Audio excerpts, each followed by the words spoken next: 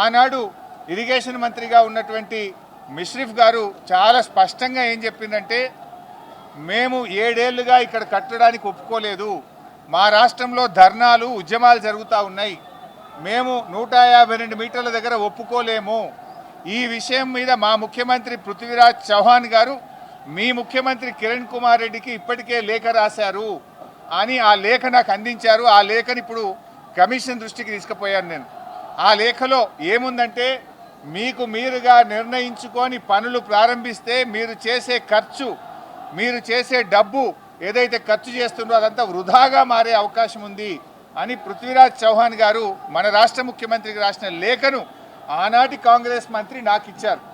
అంటే మీరు ఇట్లా పోతున్నారు, ఇది తప్పు అనే విషయం, ఆ విషయం కూడా కమిషన్ దృష్టికి తీసుకుపోయాం.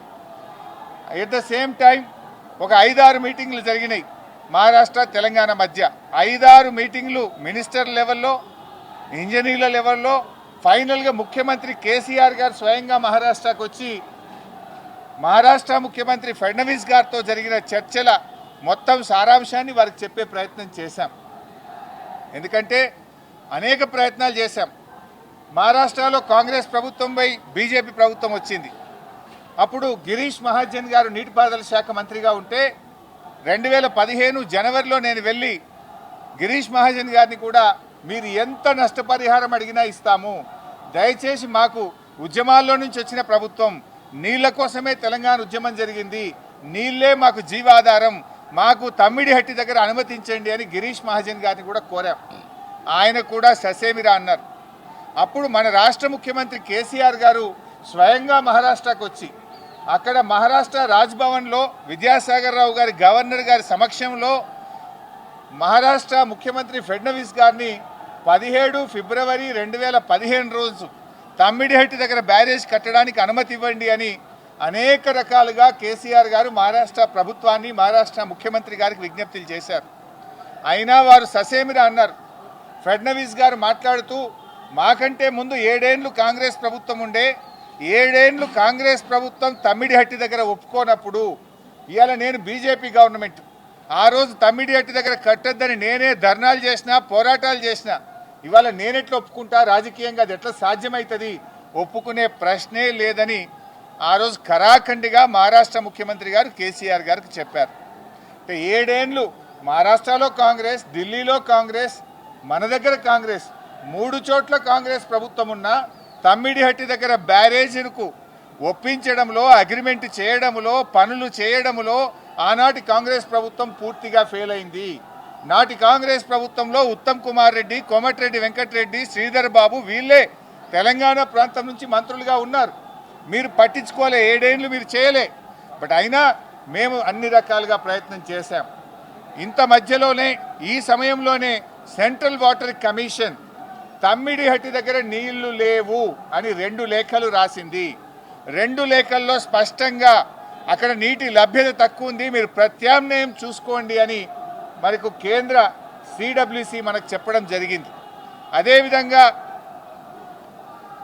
అదే సిడబ్ల్యూసి మీరు కట్టిన రిజర్వాయర్లు తక్కువ ఉన్నాయి, రిజర్వాయర్ల సంఖ్య పెంచుకోండి అని కూడా చెప్పింది. ఇవన్నీ లెటర్లు కూడా ఈరోజు కమిషన్కి ఇచ్చాను. సిడబ్ల్యూసి నుంచి వచ్చిన 3 లేఖలు ఈరోజు కమిషన్కి ఇచ్చాం. అప్పుడు కూడా కేసీఆర్ గారు ఒకవైపు మహారాష్ట్ర ఒప్పుకోవడం లేదు, రెండవ వైపు నీళ్ళే లేవు. ఈ పరిస్థితుల్లో ఏం చేయాలని కేంద్ర ప్రభుత్వ సంస్థ వ్యాప్కోస్కు కేసీఆర్ గారు మరి ఏం చేయాలో ప్రత్యామ్నాయం సూచించండి అని వ్యాప్కోస్కు మేము ఇవ్వడం జరిగింది. వ్యాప్కోస్ ఎవరో అల్లాటప్ప సంస్థ కాదు, అది సిడబ్ల్యూసిలో అంతర్భాగము, కేంద్ర జలవనరుల శాఖలో అంతర్భాగము. ఆ వ్యాప్కోస్కి ఇస్తే వ్యాప్కోస్ లైడార్ సర్వే చేసి డీటెయిల్డ్గా ఎగ్జామిన్ చేసి మాకు మేడిగడ్డ దగ్గర నీటి లభ్యత ఉంటుంది, అక్కడ ప్రాజెక్టు కట్టుకోండి అని వ్యాప్కోస్ అనే సంస్థ చెప్పింది. ఆ వివరాలు కూడా కమిషన్కి అందించాం.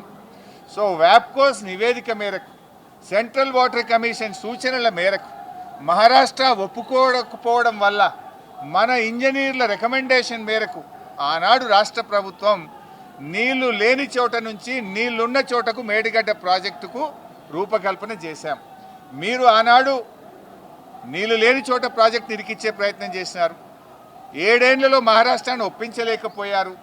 అక్కడ వైల్డ్ లైఫ్ ప్రాజెక్ట్ కూడా ఉంది. చాప్రాల్ అనే వైల్డ్ లైఫ్ ప్రాజెక్ట్ కూడా తమ్మిడిహెట్టి దగ్గర ఉంది. వైల్డ్ లైఫ్ ప్రాజెక్ట్కి అనుమతి రావాలంటే 10 ఏళ్ళు అవుతుంది.